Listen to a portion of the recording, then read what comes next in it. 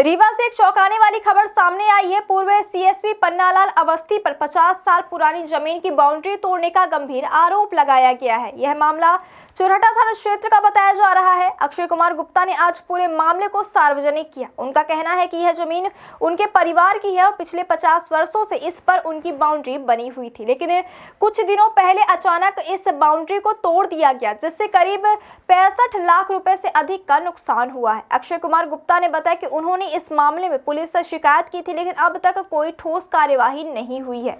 उनका आरोप है कि पन्नालाल अवस्थी लंबे समय तक पुलिस विभाग में उच्च पदों पर रहे हैं और इसी कारण दबाव बनाकर पुलिस जांच को प्रभावित किया जा रहा है। पीड़ित का कहना है कि वह सिर्फ न्याय चाहते हैं, लेकिन प्रशासनिक दबाव के कारण उनकी आवाज नहीं सुनी जा रही। वहीं पुलिस का कहना है कि शिकायत दर्ज कर ली गई है और मामले की जांच जारी है। फिलहाल मामला जांच के घेरे में है, लेकिन पीड़ित की 50 साल की मेहनत और जमीन से जुड़ी यादें अब मलबे में बदल चुकी हैं। परिवार का कहना है कि उन्हें अपनी जमीन और सामान दोनों की रक्षा करनी है, इसलिए वह हर स्तर पर न्याय की लड़ाई लड़ेंगे। अब यह देखना बाकी है कि जांच किस दिशा में आगे बढ़ती है। क्या 50 साल पुरानी जमीन को न्याय मिलेगा या फिर प्रभावशाली लोगों के आगे आम आदमी की आवाज दब कर रह जाएगी। मेरा नाम अक्षय कुमार गुप्ता है। क्या हुआ? भाई साहब, मेरा एक 22,000 स्क्वायर फीट की जमीन है, प्रॉपर्टी है चौराटा में, जहाँ पर मेरा खुद का मकान बना हुआ है, पक्की बाउंड्री बनी हुई थी। लेकिन हमारे बाउंड्री से लगे हुई पूर्व रिटायर्ड सीएसपी पन्नालाल अवस्थी जी का भी 3 एकड़ में 3.5 एकड़ में फार्म हाउस बना हुआ है। उन्होंने रातों रात 5 तारीख को मेरी बाउंड्री गिरा दी, मेरा घर गिरा दिया, ये फायदा उठाते हुए कि उस दिन मेरे घर में मेरी छोटी बहन की सगाई थी। आज हम पुलिस थाने घूम रहे हैं, हर एक जगह जा रहे हैं, लेकिन कोई भी हमारी बातें नहीं सुन रहा है, ना हमको सपोर्ट कर रहा है, क्योंकि वो पूर्व सीएसपी थे। उनके घर में आज भी एसपी और सीओ जो उनकी बहू है और जो उनका आईएएस लोग उपस्थित है। शासन प्रशासन पूरे उनके तरफ है। हमारी कोई कार्रवाई नहीं हो रही है। कितना पुराना मकान है आपका? कब से बना हुआ है? हमारा मकान को बने हुए 50 साल हो गया है। वहाँ पर पहले वहाँ पर हमारी फैक्ट्री थी जो बंद हो गई थी, फिर हमने वहाँ पर मकान बना लिया था।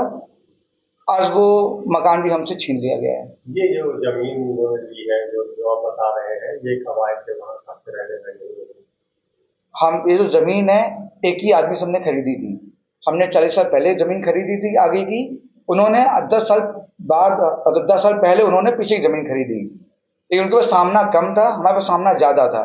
इस लालच में मुझे देखते हुए समझ में आता है कि उन्होंने सोचा कि ये बाउंड्री तोड़ दी जाए तो उनका सामना बढ़ जाएगा, तो उनकी जमीन की कीमत बढ़ जाएगी। जो उनका फार्म हाउस बना है 13 एकड़ में, उसकी कीमत बढ़ जाएगी। 5 तारीख की शाम से ये घटना शुरू हुई और काफी उस समय तो पड़ावा भी था। क्या पुलिस प्रशासन वहाँ पहुंचा था? क्या कार्रवाई की?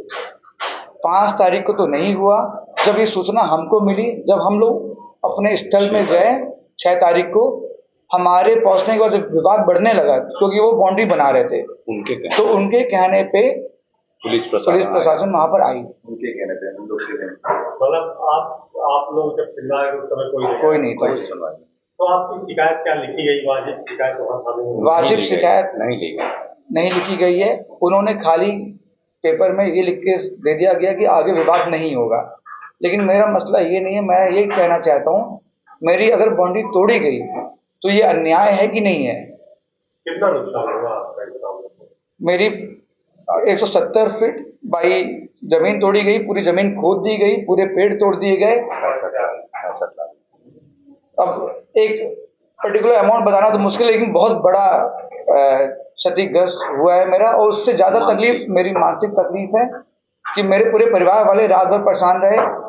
और आप लोग के घर में जब कोई शादी होती है तो पूरे रिलेटिव आए होते हैं बाहर से, तो उनके ऊपर भी क्या बीती होगी कि भैया ये शादी बारात छोड़ के इधर भाग उधर भाग रहे। ये पूरा सोच समझ से काम किया गया है।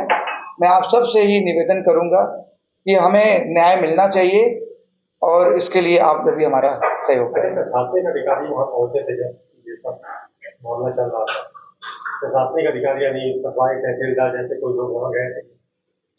वो लोग शाम को 6 बजे आए। वो लोग शाम को 6 बजे आए, हम लोग वहां पर 2 बजे पहुंचे थे। वहां पर टीआई साहब 1 घंटे बाद आए।